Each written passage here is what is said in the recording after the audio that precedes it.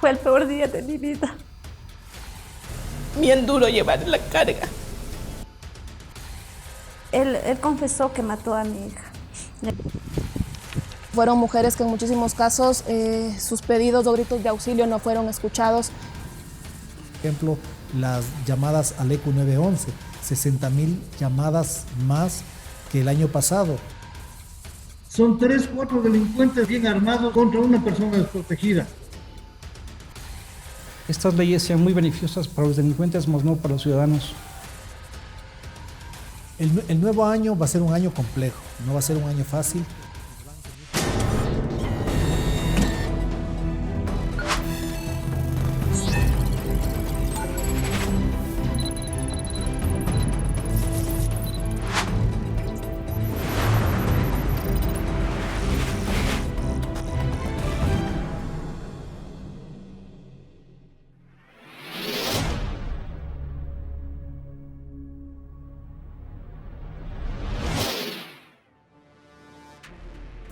Lo que recuerdo, quizá todos los días lo recuerdo.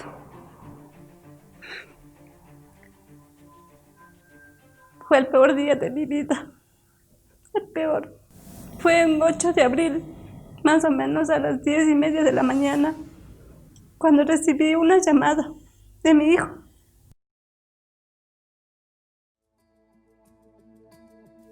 Carmen Mugmal es la madre de Solange Tituaña, una mujer de 22 años que fue asesinada durante el confinamiento por el padre de sus hijos de 3 y 5 años. Él, Wilmer, confesó que la asfixió y arrojó su cuerpo al río San Pedro en Sangolquí. Lo primero que yo le pregunté si es que no habían peleado. Ya hubo una primera vez cuando él quiso ahorcarle, el 1 de junio del 2019. Él vivía donde la mamá.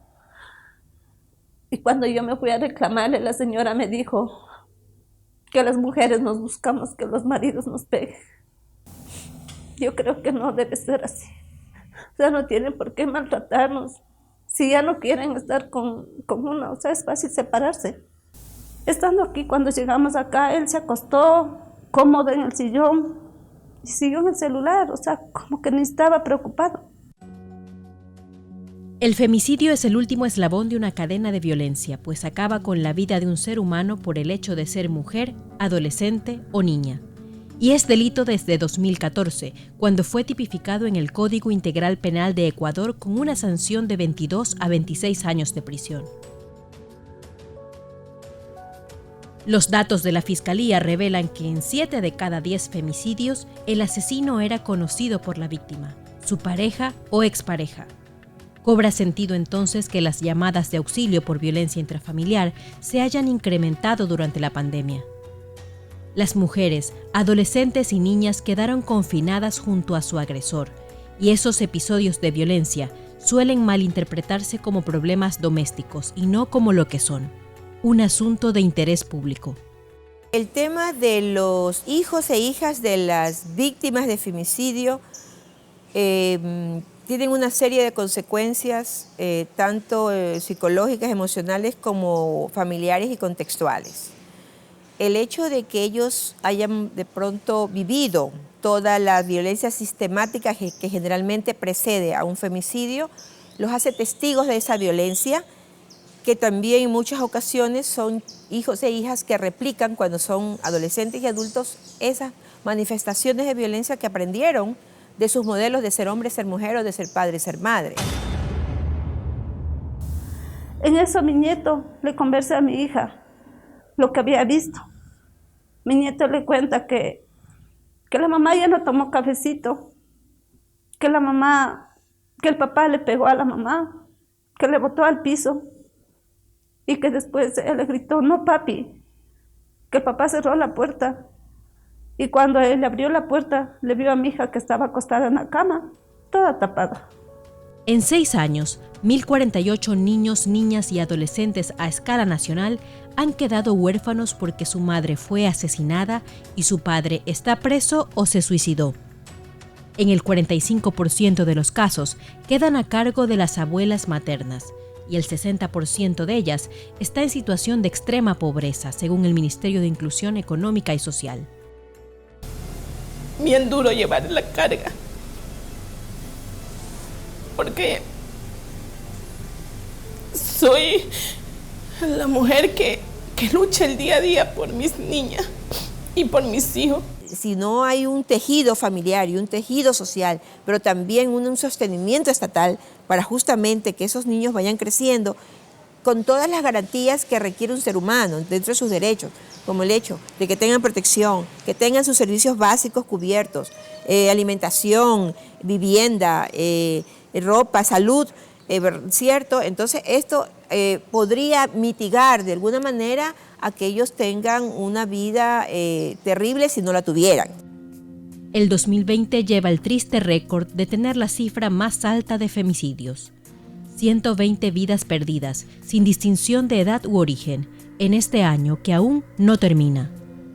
Uno de los últimos casos de los que se tiene registro acabó con la vida de Flor del Rocío Valle, de 33 años, en Milagro, apenas 4 días después de que asesinaran a Eliana Basurto Aguayo, de 34 años, en un hostal de Portoviejo, cuando aún no nos recuperábamos de la muerte de Cristina Liliana Balcázar, una mujer de 37 años que esperaba con ilusión a su primer hijo, ni del asesinato de Vilma Uvilla y sus pequeñas hijas.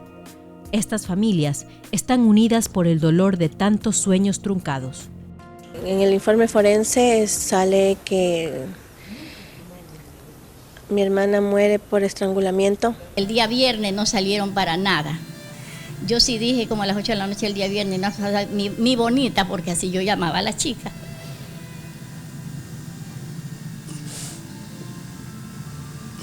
Yo decía, si mi bonita no ha salido. Entonces, Carmen Mukmal no espera una reparación imposible, pero al menos le debemos justicia, que el femicida responda ante la ley. Él confesó que mató a mi hija, le confesó a la agente Andrade. El 9 de abril ya tuve la primera audiencia. Enseguida le tomaron ya las versiones a él, pero cuando vino a la reconstrucción de los hechos me sorprendí porque él dijo que no sabía nada, que mi hija simplemente salió a coger la señal al celular y que él se quedó dormido y no sintió, lo mismo que nos dijo al comienzo a nosotros, y desde ahí se mantiene con eso. Él cuando vino a mí me escribió desde la Tacunga a mi celular. Él me pidió disculpas por lo que hizo, me dijo que cuidara de sus niños y que iba a decir la verdad. Es algo lo mínimo que yo esperé de él. Yo nunca le deseé algo malo a él. Lo único que yo le dije es que ojalá algún día se arrepienta de todo corazón lo que hizo. Porque el daño no solo me hizo a mí ni a mi familia, el daño lo hizo a los niños. A los menores huérfanos del femicidio les corresponde un bono de entre $117 y $216, pero uno de los requisitos para recibirlos es que haya una sentencia ejecutoriada. El MIES confirmó que apenas 53 menores a escala nacional son actualmente beneficiarios de ese bono. Esta tragedia nacional que supone el femicidio no solo ha acabado con la vida de cientos de mujeres, adolescentes y niñas en todo el país, sino que además deja vidas fracturadas por un dolor adicional, la impunidad. De 447 femicidios ocurridos entre 2014 y 2020, apenas 164, es decir, menos de la mitad, ha llegado a sentencia. Es la lucha de Anabel Campos, la madre de Valeria Vargas Campos, asesinada a los 24 años en 2019. Ella cuida de su nieto y a la vez carga con un pesado luto. La primera vez fue en Holanda y después en la casa.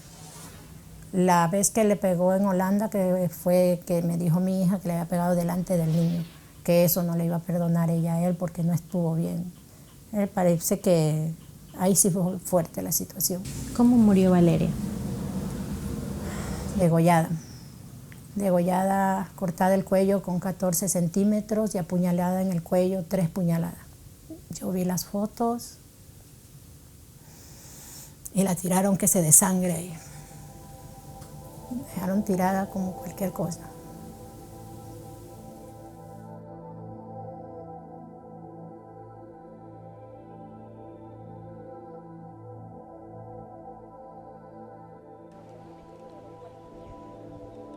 Si lo declaran culpable de femicidio, sí podría cobrar el seguro y...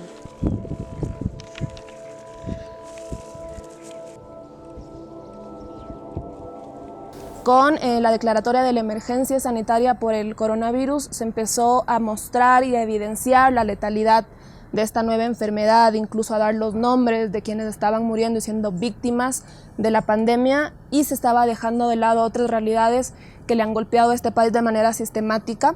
De hecho, por eso el nombre también, silenciadas, porque fueron mujeres que en muchísimos casos sus pedidos o gritos de auxilio no fueron escuchados y más bien se silenciaron a través de la muerte. Visibilizar la violencia contra las mujeres que evidenció su letalidad este año es el reto del equipo de Silenciadas, un proyecto periodístico que le pone datos y rostros a los femicidios, porque ellas no eran números. Lo que hacemos es contarle a la ciudadanía cómo incluso ellos, sin darse cuenta, pueden estarse viendo afectados. Entonces es un llamado también al compromiso colectivo para de uno u otro modo tratar de erradicar la violencia.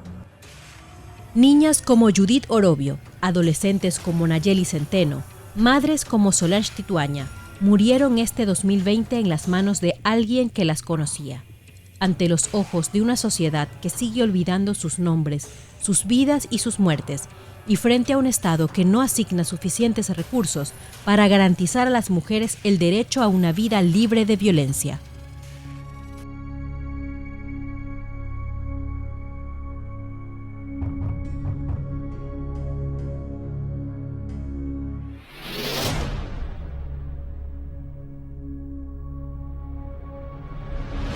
Esto obedece también a un incremento en los niveles de violencia que podría explicarse en relación a una pospandemia que estamos viviendo.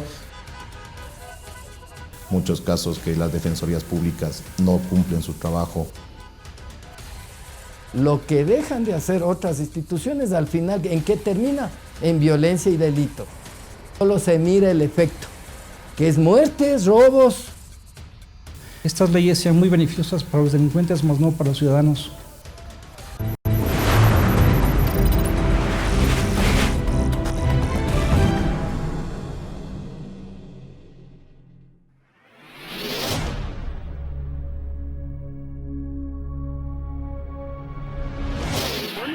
Hagámoslo fácil, no hagamos difícil. Pasa el teléfono, dame el teléfono. Dame el teléfono, dame la plata también. Dame los billetes, dame los billetes. Ahorita salgo, mijo. Estás topando el botón. No, para nada.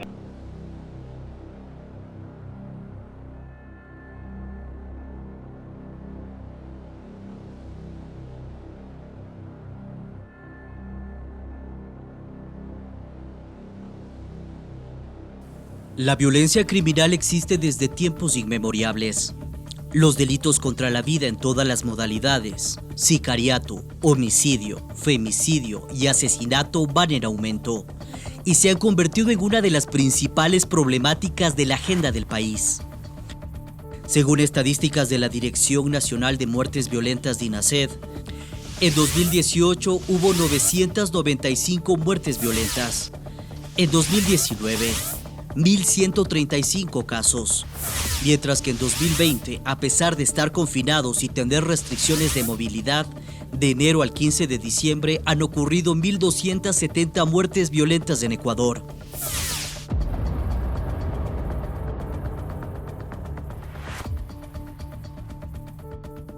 Esto obedece también a un incremento en los niveles de violencia que podría explicarse en relación a una pospandemia que estamos viviendo, en la cual está generando muchas presiones en la parte económica en la sociedad.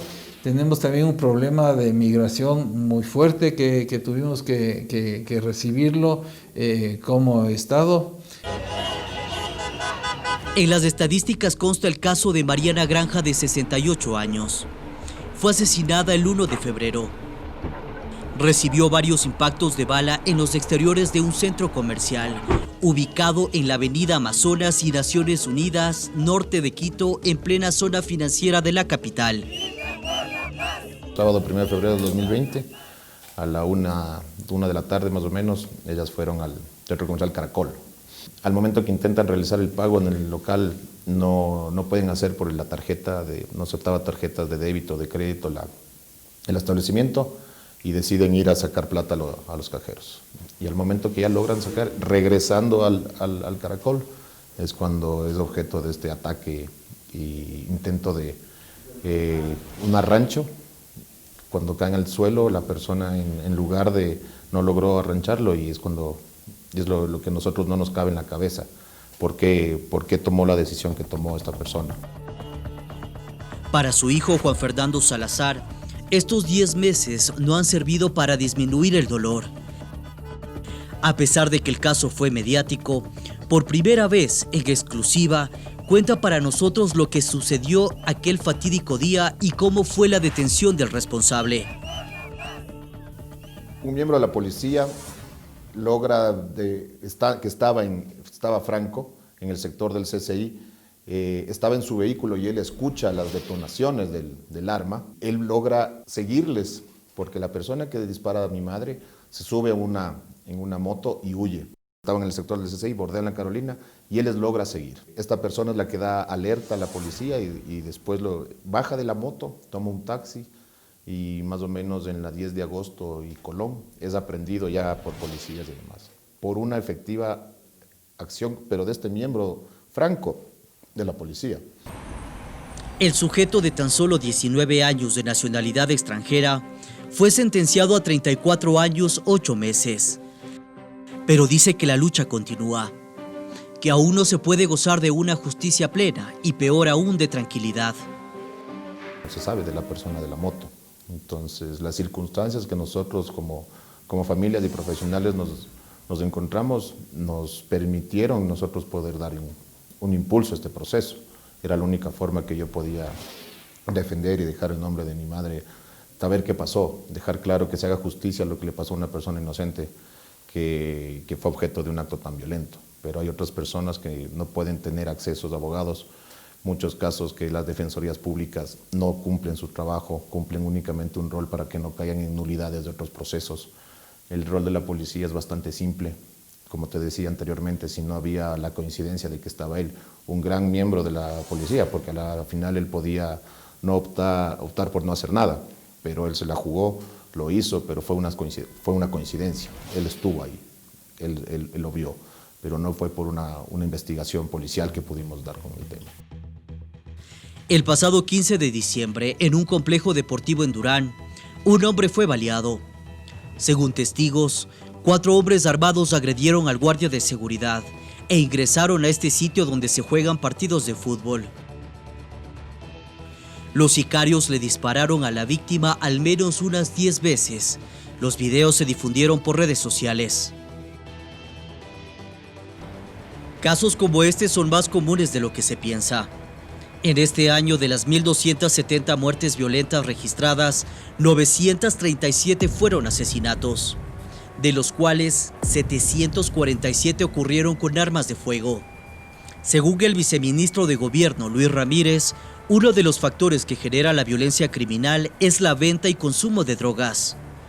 Una de las provincias más afectadas es Guayas, donde ha ocurrido 476 muertes violentas. La droga, el consumo, ¿no? Entonces, la estrategia no solamente puede ir por el tema de desarticular la oferta, sino también entender que hay una demanda, que hay un público cautivo, que generalmente son los menores de edad, a quienes ellos operan, a que ellos tratan de involucrarles. Entonces, ahí estamos hablando de otros tipos de actores que aparentemente no tendrían una corresponsabilidad, pero ahí hay una teoría en criminología que le llaman la teoría restante. Lo que dejan de hacer otras instituciones, al final, ¿en qué termina? En violencia y delito. Y dentro de ese gran iceberg de lo que es este problema de la criminalidad, solo se mira el efecto, que es muertes, robos, y que la policía es la única que tiene que solucionar el conflicto. La policía ejecuta operativos constantes contra la delincuencia organizada. En este año se han capturado a 4.122 delincuentes con armas de fuego. Carlos Blanco fue policía y ahora es especialista en temas de seguridad. Dice que en ocasiones los trabajos contra la delincuencia, contra el crimen, no son del todo efectivos. Pero ahí viene otra situación que es muy importante. Policía, fiscales, jueces, por más trabajo bueno que estén haciendo en sus diferentes actividades, nos vemos o se ven complicados por lo que tiene que ver con las leyes. Las leyes, si bien son hechas de la mejor manera, tratando de imitar a países del primer mundo, países mucho más adelantados que nosotros, estas leyes sean muy beneficiosas para los delincuentes, más no para los ciudadanos comunes y para la sociedad en general del país. Recordemos que en meses anteriores hubo una propuesta de la Policía Nacional a través del Ministerio de Gobierno para que algunos artículos del COIP sean reformados, porque resultaba que quienes estábamos luchando contra la delincuencia estábamos más expuestos que los mismos delincuentes. Entonces hubo un cambio a la legislación esa. Es muy necesario que la sociedad civil, a través de los asambleístas que nos representan o presentando nosotros reformas al COIP, se hagan justamente pensando en mejorar hacia los ciudadanos, en garantizar la seguridad de nuestros ciudadanos. Hasta 2014 el Código Penal tipificaba con la misma pena al asesinato, homicidio, femicidio y sicariato. Después de dicho año se aplica el Código Orgánico Integral Penal. El asesinato se tipifica en el artículo 140. La persona que mate a otra será sancionada con una pena de 22 a 26 años de privación de libertad. El sicariato se castiga con una pena similar. El homicidio, en cambio, se tipifica en el artículo 144, que sanciona con una pena privativa de libertad de 10 a 13 años. Estas condenas podrían incrementar por agravantes y acumulación de penas. Así lo explica Carlos Solís, especialista en Derecho Penal. Respecto de la acumulación de penas, nuestro Código Orgánico Integral Penal, pues, sí establece una acumulación, pero determina un máximo, y esto es hasta los 40 años. En el caso de que exista concurso real de infracciones, es decir, cuando le sean atribuibles varios delitos autónomos o independientes a una persona, pues también se acumularán las penas, pero de igual forma no podrán exceder los 40 años. Las muertes violentas en Ecuador han generado que la ciudadanía tenga temor, miedo de que cualquier día, en cualquier momento, puede perder la vida por simplemente salir a la calle. También inquieta las consecuencias, porque la peor manera de hacer justicia es la que está escrita pero no se cumple. ¿Qué es lo que ocurre cuando una persona es sentenciada por cualquier delito? Es trasladado a un centro de rehabilitación social. Mire, este problema es muy complejo y tiene diferentes aristas. Estamos trabajando en las principales aristas de acuerdo también a el tiempo y de acuerdo a los recursos que han sido asignados al Servicio Nacional. Tenemos que fortalecer la formación del personal de talento humano. Desde hace 2 años, los internos están a cargo del Servicio Nacional de Atención Integral a Personas Adultas Privadas de Libertad y Adolescentes Infractores SENAI. Este organismo informó que en los primeros 15 días de diciembre, 11 privados de libertad fallecieron en riñas y amotinamientos. La rehabilitación social tiene una ley en la que garantiza la mejora de las personas mientras están detenidos. Simplemente está escrito, pero realmente no hay la capacidad del Estado para poder garantizar eso. El Estado no cuenta con los recursos necesarios que son para poder cumplir con lo que dice la ley. Entonces, si bien en este momento se cumple en básicamente 2 cosas en lo que son los centros de detención provisional y los centros de rehabilitación social, es lo que se cumple, pero todo lo que está en la ley prácticamente es casi en letra muerta, y en vez de ser centros de rehabilitación social se han convertido en escuelas de delito para quienes están allá.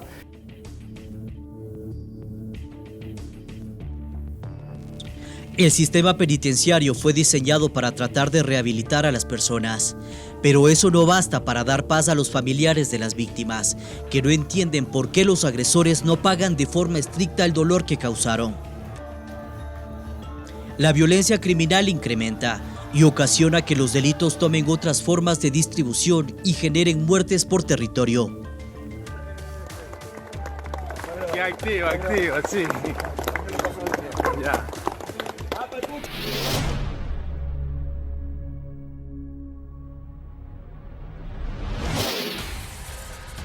Por ejemplo, las llamadas al ECU 911, 60.000 llamadas más que el año pasado.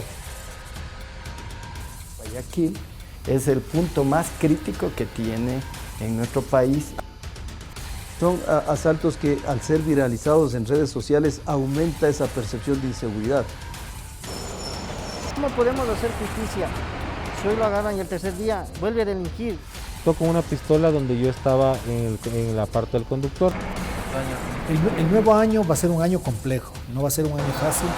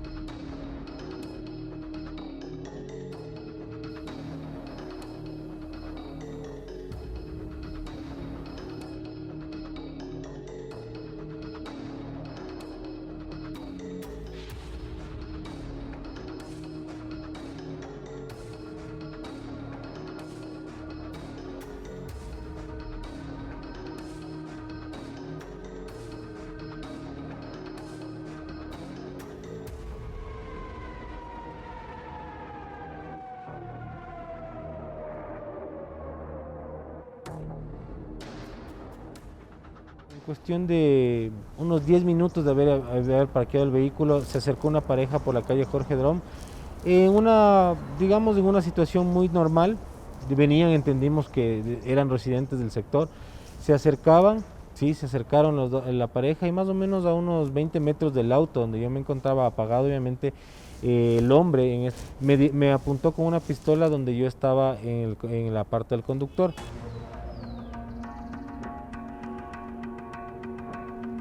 Por la seguridad mía y de mi acompañante decidí no hacerlo y accedí básicamente a lo que fue mi secuestro y el robo que tuve que sufrir durante algunas horas.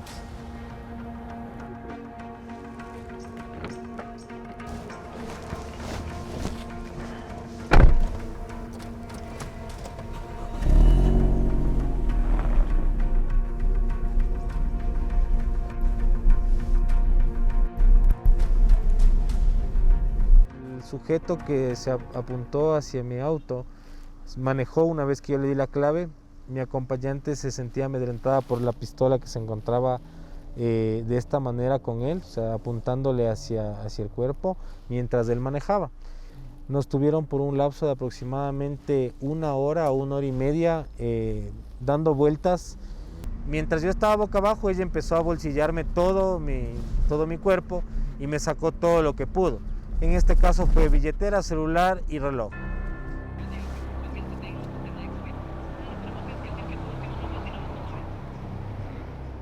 Acá ya llegamos a este punto, más o menos después de 1 hora y media de haber estado dando vueltas por la ciudad. Nunca subieron nadie, dejaron el auto aquí, fue la última vez que vi el auto, en esta parte justamente, y nos metieron al bosque, más o menos donde están los árboles más grandes, a eso.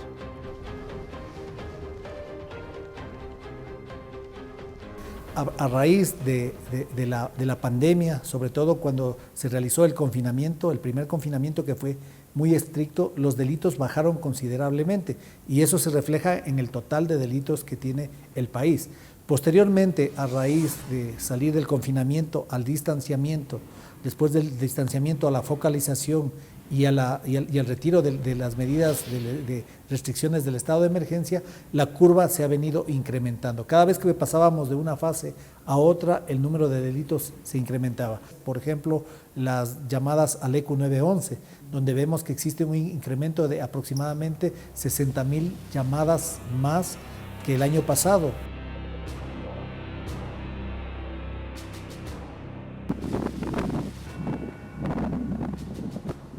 Del total de emergencias que tenemos hasta el momento, de 3.553.849, el 69% son seguridad ciudadana, 2.453.473. No podemos pensar que la seguridad ciudadana es un compromiso netamente del Ministerio de Gobierno y de la Policía. Y lo más importante también es que las ciudades que quizás son más pobladas, por ejemplo, el 18% de toda esa articulación de seguridad ciudadana está en Quito, el 18% también está en Guayaquil. Es decir, Quito y Guayaquil son el 36% de las emergencias a nivel nacional en seguridad ciudadana. Los municipios trabajan en la prevención del delito, obviamente la policía es la encargada de enfrentar a través de los diferentes ejes, ¿no? Preventivos, del eje investigativo, de los ejes de inteligencia, es decir, del eje normativo inclusive. También tiene que interactuar aquí la Asamblea con leyes que vayan orientadas a proteger a las instituciones que le hacen frente a la delincuencia, y quien cierra el círculo obviamente es el sistema de justicia.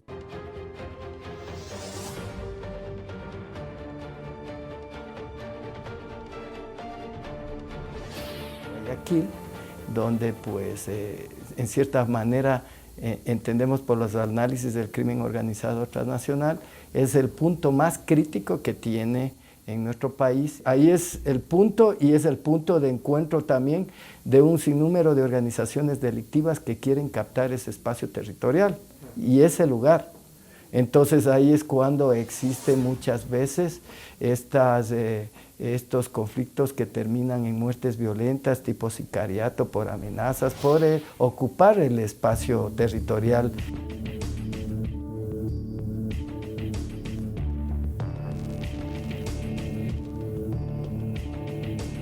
De 137 homicidios más en comparación del 2020. Eso quiere decir, en este año, al corte de diciembre de la semana anterior, 1.242 homicidios, que estamos hablando por tasa de 7.08 muertes violentas por cada 100.000 habitantes que viven en este país.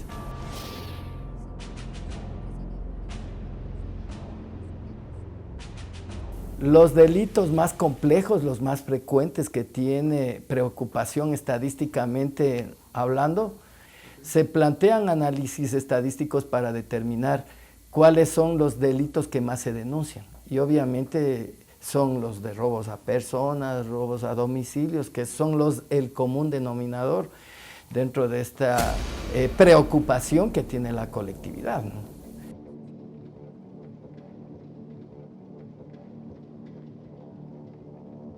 En seguridad se mide la parte objetiva, que viene a ser precisamente los hechos delictuales, palpables, sentidos, y por el otro lado es la parte de las percepciones, ¿no?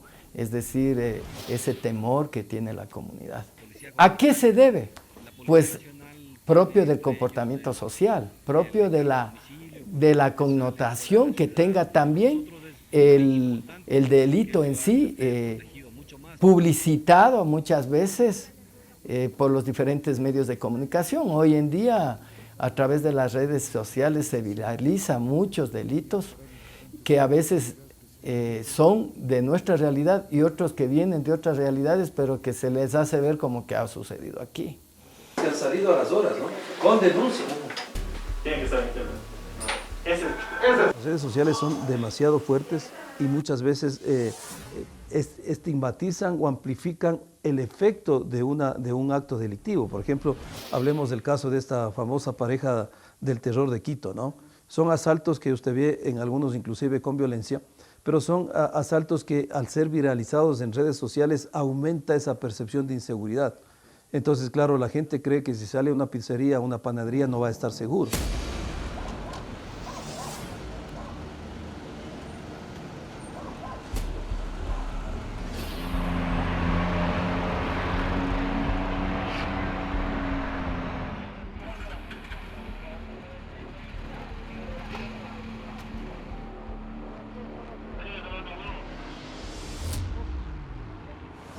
El 3 de diciembre, a las 10 de la mañana, el señor que reparte la leche, reparte creo que 3 días de la semana, ese día era viernes, había repartido la leche, estaba repartiendo la leche y estaba recaudando. Increíblemente le paran 2 carros y una moto, le apuntan con un arma pidiéndole que baje el vidrio, y el momento en que se niega el señor, le pegan un tiro y luego el siguiente tiro le dan en el pecho.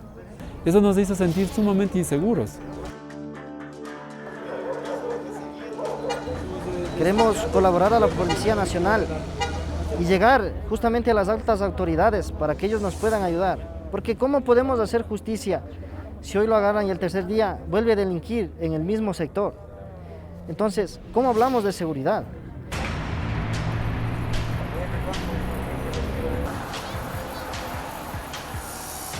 El nuevo año va a ser un año complejo, no va a ser un año fácil porque tenemos una crisis económica que se mantiene, vamos a tener una crisis social que la miramos muy fuerte, tenemos un proceso electoral, tenemos algunas alertas de problemas de orden público que se van a presentar, tenemos minería ilegal, tenemos muchas cosas nuevas que van a afectar la tranquilidad del país. Por ello, nuestro enfoque para el nuevo año es un enfoque de desarrollo de las capacidades de análisis de la data, de buscar cómo toda esa información que está, que tiene como base la seguridad, podemos recopilarla, registrarla, analizarla y de ahí tomar decisiones y orientar nuestros recursos. Entonces, el primer paso es el análisis, después el planteamiento de estrategias y acciones nuevas para combatir la inseguridad. Esta data va a ser importante para los comités de seguridad y aquí está lo que yo le decía. Por ejemplo, el caso de Quito tenemos el mapa de calor en donde las principales, por ejemplo, hablemos de aquí, los distritos que tenemos complicaciones aquí son Eloy Alfaro, Manuelita Sáenz, Eugenio Espejo y Quitumbe, en mayor cantidad. Le siguen La Delicia, Calderón y Tumbaco. Quizás donde no tenemos problemas son en el área rural como Nanegal y en Los Chillos. Sin embargo, esto es fundamental porque es un mapa de calor que nos determina cómo se va moviendo el delito. No olvidemos que el delito también emigra. Tenemos que proyectarnos también para mantener la solidez institucional a través de la confianza que genera la institución y para ello es muy importante fortalecer nuestros sistemas de control interno. Queremos para el próximo año llegar a la medición del desempeño individual de cada policía y en base a eso promoverlo o permitir que siga en la institución policial y también necesitamos cambiar conductas en nuestra ciudadanía a través de una política pública de educación que será de largo plazo, pero que es sumamente necesaria para romper esa intolerancia que cada día es más fuerte en los ciudadanos.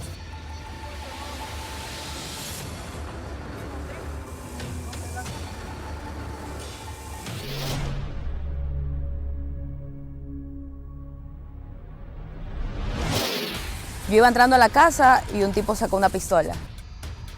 En el día, ya a las 5 o 6 de la tarde comienzan a pasar los fumoncitos, los ladrones. Una gran cantidad de población ecuatoriana se encuentra en vulnerabilidad. Son 3 o 4 delincuentes bien armados contra una persona desprotegida. Se trata de tener, primero, una policía efectiva, que no la tenemos. La sociedad dentro del Ecuador necesita de la presencia del Estado.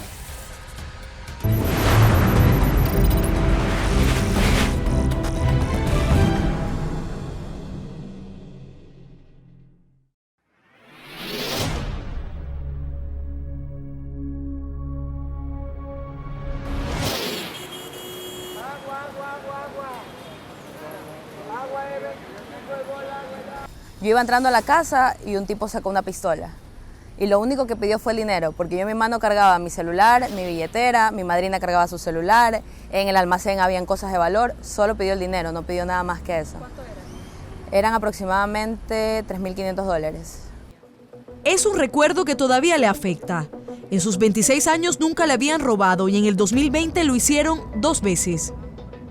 Eso quedó para el olvido, es algo que me dicen que tengo que superar, pero no está bien. Porque yo todavía me siento insegura, a mí todavía no me dan ganas de salir de mi casa con mis cosas. Yo puedo ir a trabajar a otro lado, pero sé que yo estoy segura que voy a estar en un lugar donde nadie más va a entrar o no va a ser un lugar público. Porque me da miedo que si voy a un lugar público me van a volver a robar mis cosas que volví a comprar para poder trabajar. No es cuestión de percepción, la delincuencia está ahí presente, a nuestro lado, ocasionando pérdidas materiales y humanas. En el mes de noviembre, tan solo en Guayaquil se registraron 7 sucesos delictivos y violentos en 24 horas. Muertes violentas, asaltos, robos, femicidios, uno tras otro. Las noticias no paran de informarlo. y las autoridades vigilantes intentan tomar medidas que prevengan estos actos delictivos recurrentes en un año difícil y en un mes en donde se presentan a la vez todos los problemas sociales que arrastran como una carga bastante pesada los ciudadanos ecuatorianos. Billy Navarrete, secretario ejecutivo del Comité Permanente por la Defensa de los Derechos Humanos, hace un análisis de la situación actual del país. Explica que el problema de la inseguridad se debe a varios factores. La primera es la acción del crimen organizado. Hay evidencia plena de que existen organizaciones criminales que actúan incluso con cierta tolerancia por parte de los cuerpos de seguridad. Lo que ocurre en algunos barrios de Guayaquil, donde incluso nosotros tenemos registro de familias que por motivos de la violencia se han tenido que pasar de un lado a otro de la ciudad. Hay desplazamiento interno, resultado de la violencia. Se ha evidenciado que la situación excepcional de la pandemia ha agudizado las desigualdades sociales. Ahí es cuando los más pobres, y es decir, una gran cantidad de población ecuatoriana, se encuentra en vulnerabilidad con relación al sustento básico, a mantener la vida, a la sobrevivencia en esto, ¿no? Debido a la reducción del espacio laboral. Por su parte, el viceministro de Seguridad del Ministerio de Gobierno, Luis Ramírez, explica que además de la georreferenciación del delito, hay que entender cómo funcionan las organizaciones delictivas que operan de acuerdo a las oportunidades que le ofrece el territorio ecuatoriano. A las clasificaciones clásicas hay un tipo de crimen organizado transnacional, como también nacional y local, y otro que se le llama el crimen común. Entonces, ¿cuáles son las diferencias? En que unos vienen desbordando las fronteras y obviamente tienen sus espacios en otros territorios. La policía ha identificado en Guayaquil áreas donde los delitos son recurrentes. Estas son el distrito Florida, Modelo y 9 de octubre. En estas áreas es donde existe mayor concentración de personas, donde están los bancos, los centros comerciales. Y es por eso que se han organizado 43 corredores seguros, es decir, los agentes estarán dispuestos en estas áreas estratégicas para evitar que ocurra algún acto delictivo. Estas son algunas medidas que se han tomado para contrarrestar los índices de delincuencia. Otras son los continuos operativos y la recuperación de espacios y zonas que eran utilizadas por los delincuentes tanto para cometer atracos como para esconderse de las autoridades. En Guayaquil, Durán y San Borondón operan 8.000 policías, de los cuales 5.000 pertenecen al eje preventivo y los 3.000 restantes al área de inteligencia e investigación. A ellos se sumaron recientemente 500 más que patrullan y controlan las áreas con mayor índice de violencia y delitos de oportunidad.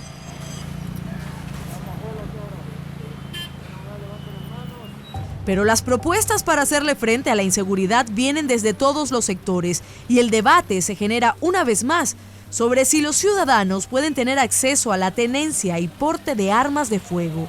El pasado 5 de diciembre, el asambleísta por el movimiento Tiempo de Cambio en Tungurahua, Esteban Torres, presentó ante la Asamblea Nacional el proyecto de ley reformatoria a la Ley de Fabricación, Importación, Exportación, Comercialización y Tenencia de Armas, Municiones, Explosivos y Accesorios.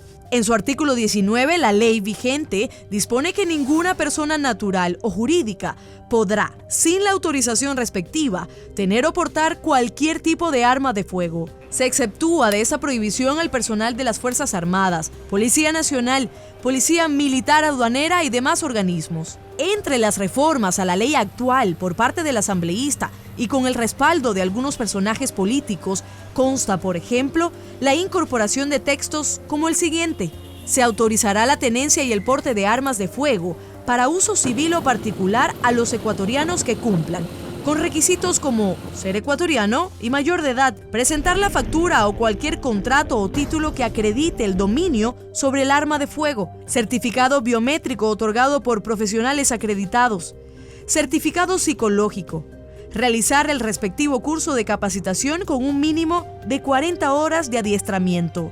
El ministro de Defensa, Osvaldo Jarrín, no se muestra flexible ante la propuesta de ley. Estas fueron sus declaraciones emitidas en una rueda de prensa el pasado 8 de diciembre. ¿Cuál es la coherencia en querer armar a la sociedad? Si las Fuerzas Armadas, que tienen monopolio del uso de la fuerza, el Ministerio de Defensa ha presentado una solicitud, un acuerdo ministerial y publicado en el registro oficial para el uso progresivo de la fuerza, la Corte Constitucional ha suspendido a las Fuerzas Armadas. Y los militares no pueden utilizar las armas en este momento. Pero ahora sí, a la sociedad quieren entrar las armas. No hay sentido, no hay criterio, no hay coherencia. Las opiniones se dividen, que no es un tema de armar a la población y de vender una falsa sensación de seguridad, dice Ramiro García, presidente de la Federación Nacional de Abogados del Ecuador. Yo creo que uno de los grandes y lucrativos negocios que existe a nivel mundial, sin duda, es el de la venta de armas. Y detrás de toda esta parafernalia y de todo este discurso de armemos a la ciudadanía, con seguridad existe un montón de proveedores y traficantes de armas que deben estar soñando con volver a vender sus productos en el Ecuador. Mientras que para Johnny Suquillo, coronel en servicio pasivo de las Fuerzas Armadas, el porte legal de armas por parte de la población civil sería un privilegio en pro de la defensa personal. Son 3, 4 delincuentes en motos, en vehículos bien armados contra una persona desprotegida. Entonces, frente a esto, la gente que desee aumentar su capacidad defensiva puede optar para portar las armas, que lógicamente debe someterse, como está la propuesta del señor asambleísta Torres, someterse a un curso intensivo de conocimiento legal, lógicamente, y de manejo de las armas. Hay que entender que el problema de la inseguridad ciudadana no se soluciona armando a la gente, por ejemplo, ni enseñando artes marciales, ni mucho menos, porque no se trata de que todos empecemos a agarrarnos a palos o a bala para que la inseguridad ciudadana funcione. No. Se trata de tener, primero, una policía efectiva, que no la tenemos.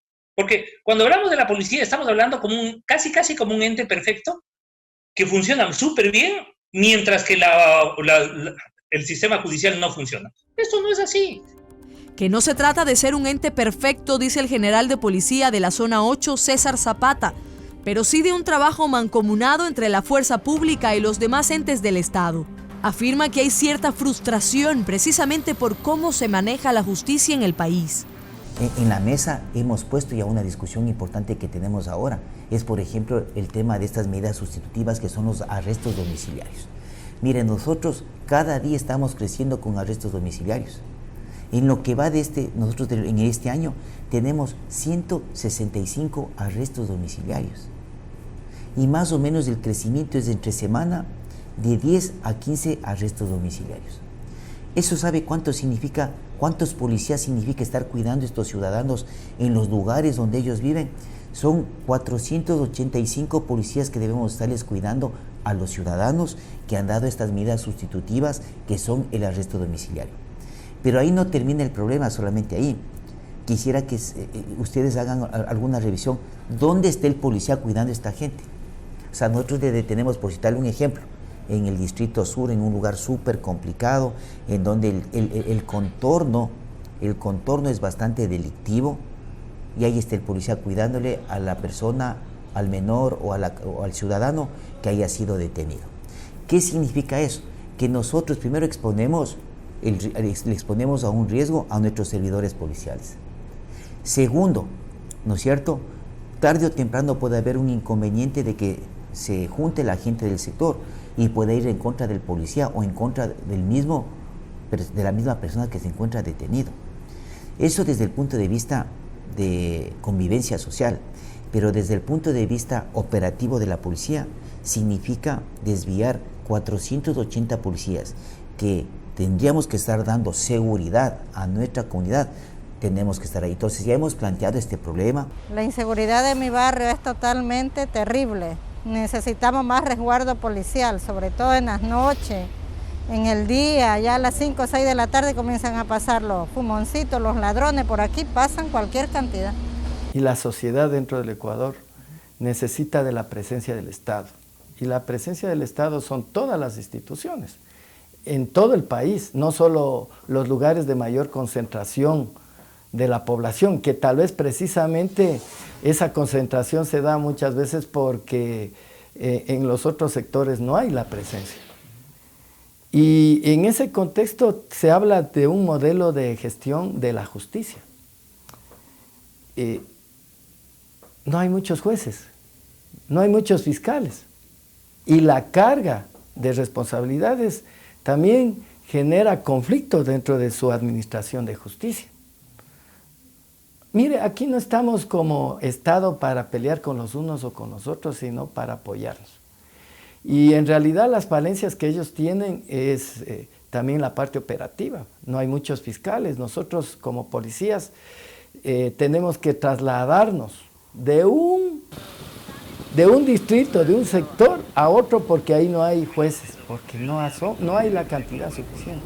Pero es solo cuestión de incrementar los operativos, el número de agentes policiales en las calles, o se trata también de un problema de gobernabilidad y estructuras sociales. El desempleo, los índices de pobreza, la falta de acceso a la educación son factores que inciden en el aumento de la inseguridad, que se debe trabajar desde ahí, dicen algunos, que es por donde se solucionarán los principales problemas, mientras que otros proponen armarse y defenderse de la inseguridad con otras medidas que determinarán la evolución o no de los actos delictivos en el país. Así estamos, a la espera y en la constante búsqueda de nuestra seguridad.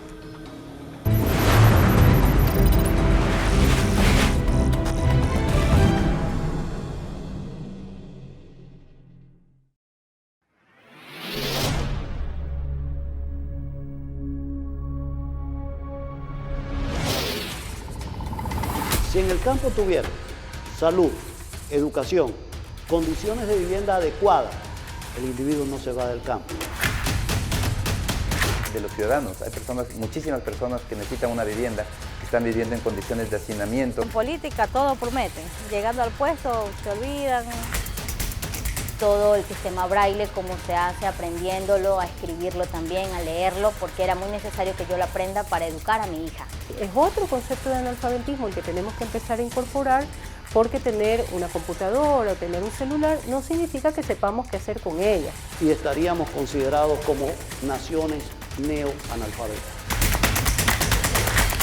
Hay que estar muy claros que la pandemia agregó un problema importante a la economía ecuatoriana, que es la restricción a la producción. En resumen, si se bajan los impuestos, sube el empleo. Pero no tener una oportunidad laboral, a uno lo deprime, lo pone triste, y yo creo que muchos se sienten igual que yo.